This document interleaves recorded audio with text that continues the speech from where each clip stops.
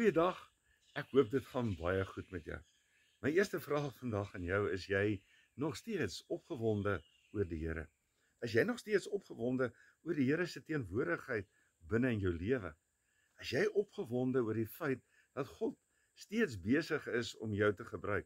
Maak nie saak in watter fase van jou lewe jy uiteindelik is nie.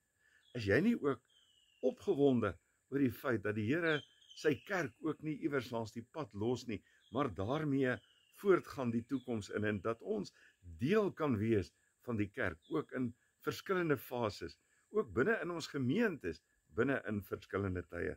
Nou ja, die gemeente, NG Gemeente van Kroesrand, het die 13de November, die, wil mense amper sê, gryse of jeugdige ouderdom bereik van 82 jaar. Nou, 82 jaar, gewoon in mense jare, voel baie. Dat 'n mens, onthou jy, daar word ons gepraat oor die lewe, 70 jaar, en as ons baie sterk is, 80 jaar. Nou, dit is die lewensspan, verwagte lewensspan. Nou, die is daar 'n bietjie langer, wat 'n mens van mense verwag. Maar, die punt is, binne kerke, binne die bestaan van die kerk, is dit eintlik nog sommer baie jonk. Want die kerk wat deur die eeue bestaan en wat voortgaan, en gemeentes wat ons saglik oud kan word. En dan weet ons dat die Here binne in hierdie gemeentes voortdurend deur besig is om te werk. En dat die Here ook hier in die gemeente van Kroesrand steeds 'n groot droom het. En dat die Here opgewonde is oor dit wat hy ook binne in die gemeente wil laat gebeur.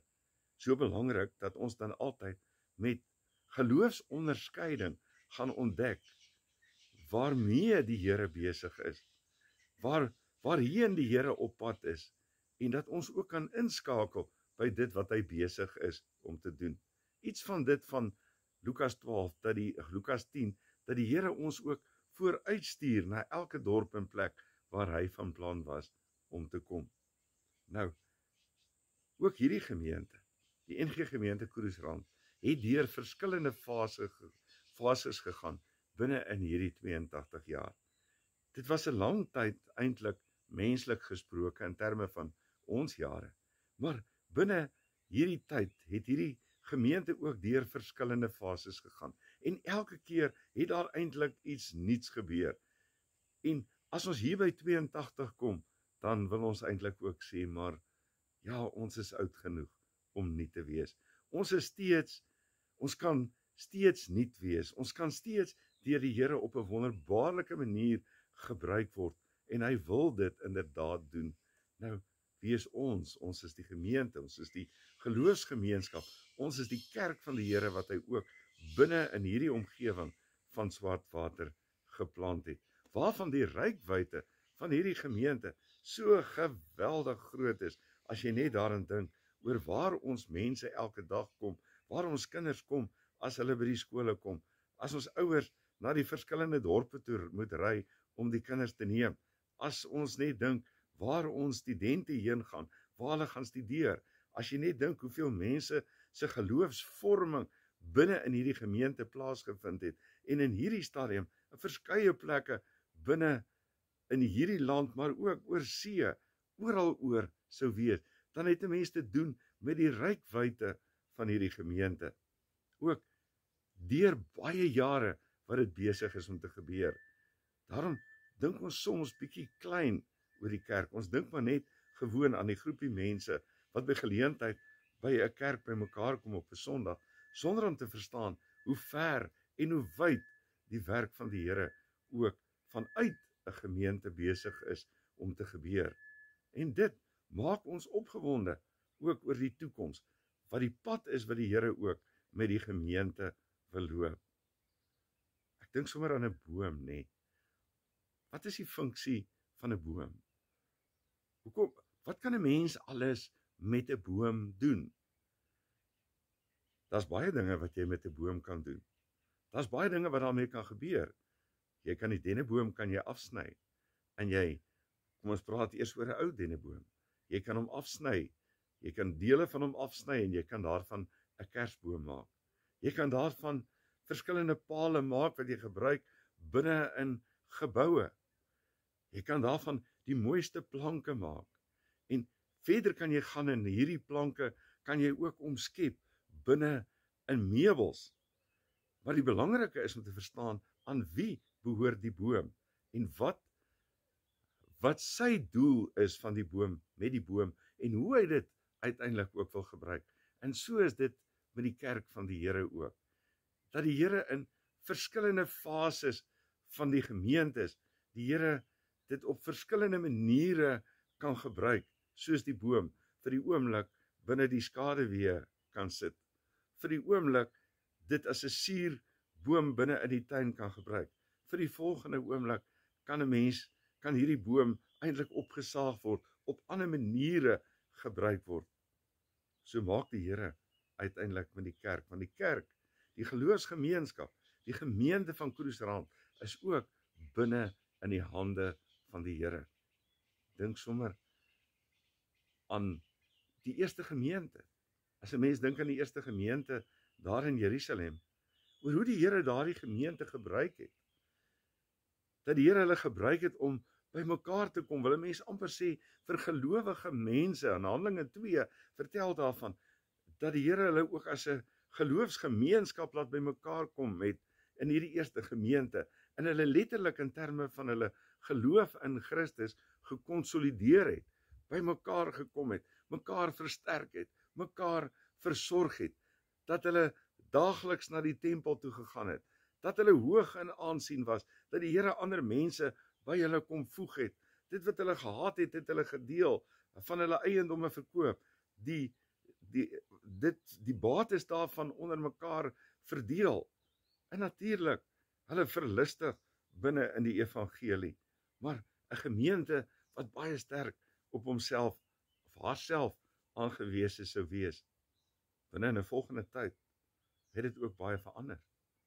Wanneer die Here ook iemand kom, en hy roep iemand soos Paulus, en hy roep iemand soos Barnabas en mense, en hy stuur hulle ook na verskillende plekke toe, binne in die wêreld, stuur hulle op die verskillende sendingreise, mense wat besig is om aan te sluit, gemeentes wat dan vanuit 'n sentrale punt besig is om te groei. As 'n mens net dink aan die opdrag in Handelinge 1 vers 8, maar julle sal krag ontvang as die Heilige Gees oor julle kom, en julle sal my getuies wees in Jerusalem sowel as in Judea, in Samaria en tot aan die uiterstes van die aarde.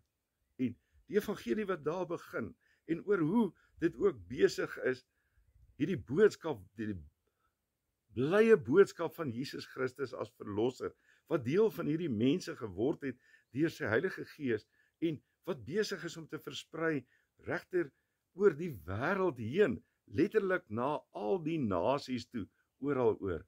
En vandag sit ek en jy ook hier in Kruisrand, en ons kan ons verlustig, ons wat nie Jode was nie, binne in die evangelie van verlossing, dat dit ook deel van ons geword het, dat ons ook hier 'n kerkgemeenskap kan vorm oor baie jare heen, oor 82 jaar. So beweeg het die Here met die gemeentes deur verskillende fases beweeg. Het dit gebeur dat ander mense, as hulle aanvanklik dalk Jode sou wees, dat ander mense sou aansluit en sou deel wees daarvan. Dink 'n bietjie aan die ontwikkeling van die kerk, hoe die Here die kerk deur die jare gebruik het, en daarom dat ons vandag kan sit met belydenis skrifte, dat ons kan sê, so glo ons.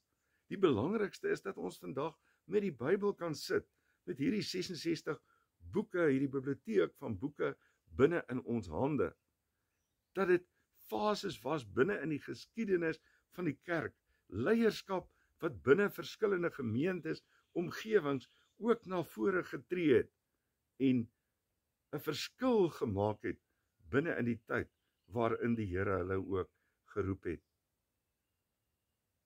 Gemaklike is gewoon om eendimensioneel te kan dink, net aan die gemeente te kan dink as ons gemeente, die plek waar die Here ons hier geplant het, die plek waar ons hier Sondae na die evangelie kom luister, die plek waar ons hier saam met mekaar kan kuier, saam met mekaar kan werk. Die plek waar ons geestelik opgebou kan word. Die plek waarin ons kinders dalk ook sou groot word, sonder om te dink oor waarheen wil die gemeente binne verskillende fases, binne verskillende tye, ook gemeentes heen lei, om effektief binne in die wêreld te kan wees, en inderdaad 'n verskil te kan maak.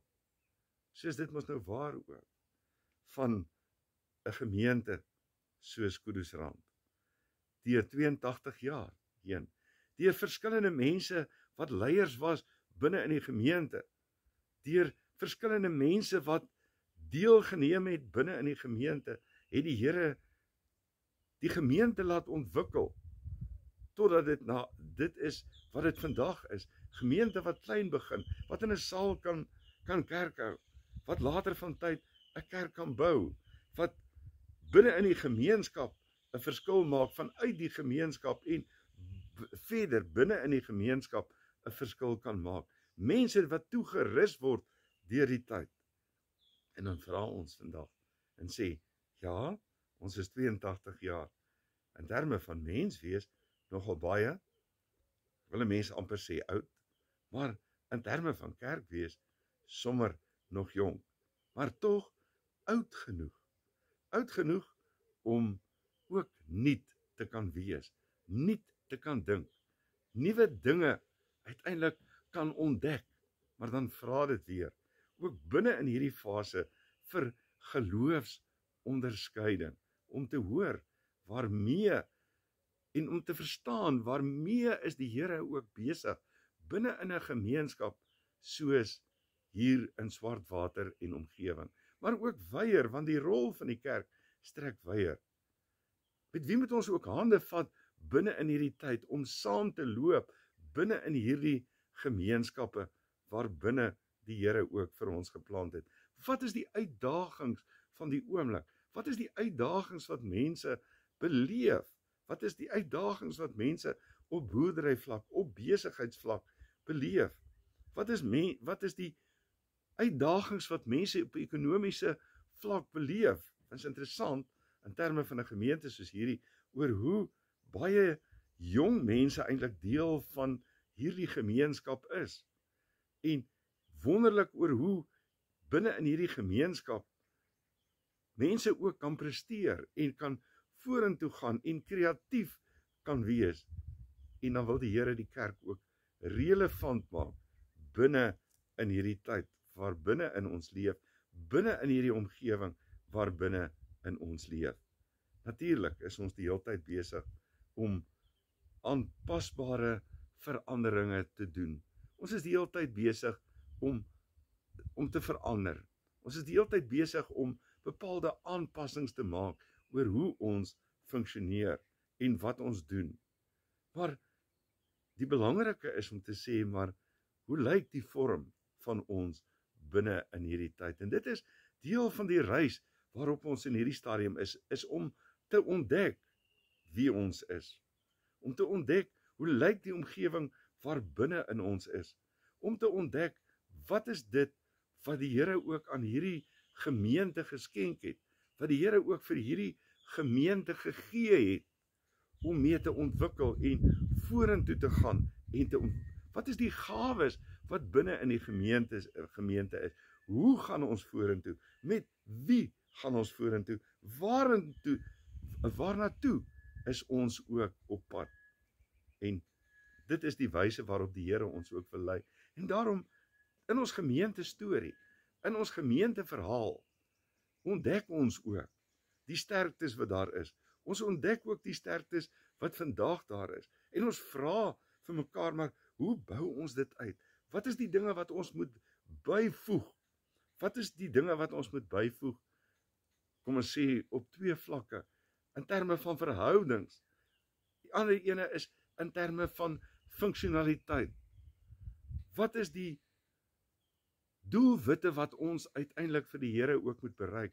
Wie is die mense wat deel moet wees om hierdie bepaalde doelwitte te bereik en te energieer, as jy ook wil? Maar belangrik om te verstaan dat dit ook onder leiding van die Heilige Gees is, wat hierdie dinge besig is om te gebeur. Efesiërs is Paulus se kerkbrief, wil 'n mens eintlik sê.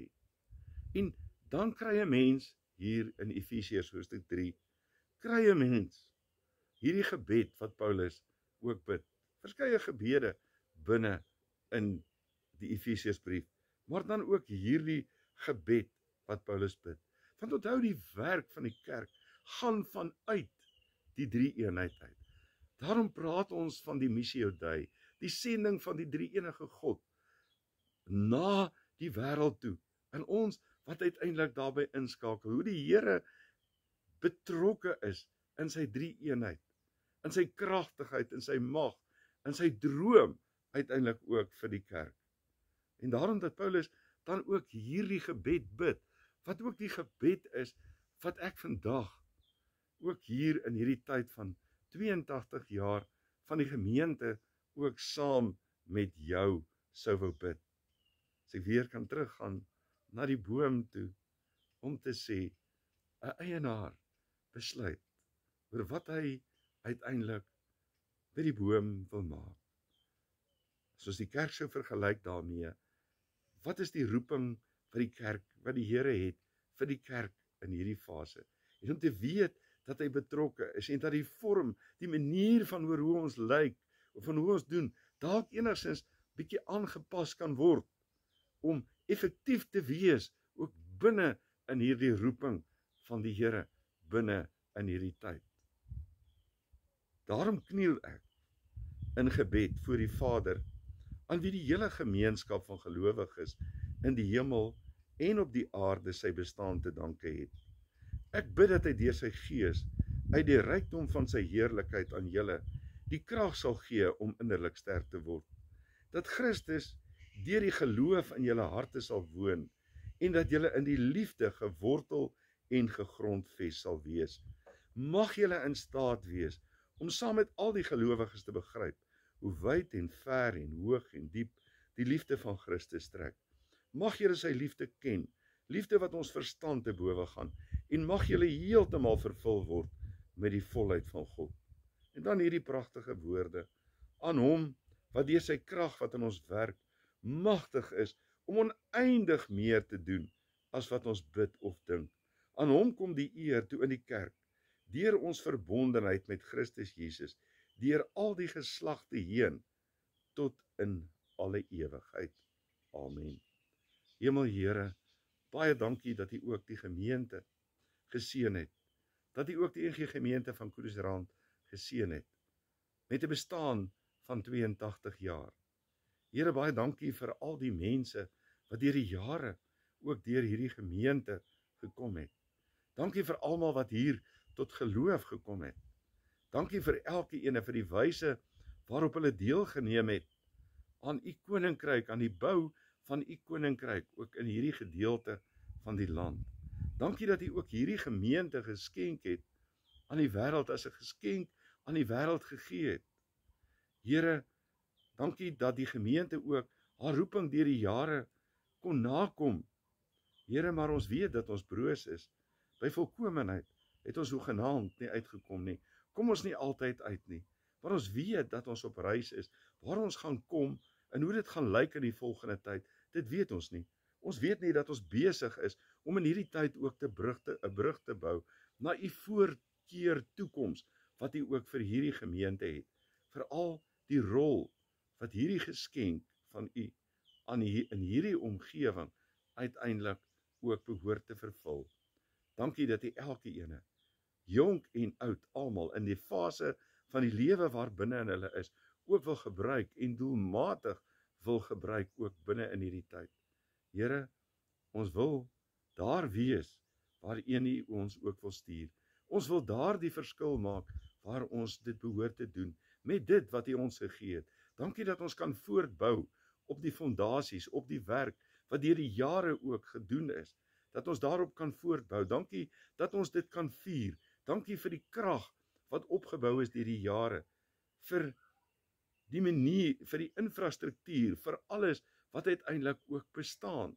en wat opgebou is deur die jare. Dankie dat U ook die gemeente deur traumafases en deur moeilike fases heen begelei het en dat ons kan verstaan dat ons ook in hierdie tyd daarop kan voortbou, want U is die Here wat in elke fase teenwoordig was en ons ook wil vorentoe dra. En daarom bid ons vir jonk, ouer en oudste, almal deel van hierdie geloofsgemeenskap. Here, en waar die reikwyte van ons gemeente ook al is, waar mense ook al kom, dat U koninkryk inderdaad daar ook 'n werklikheid sal word. Seën ons op hierdie geloofsreis, op hierdie geloofspad waar ons is.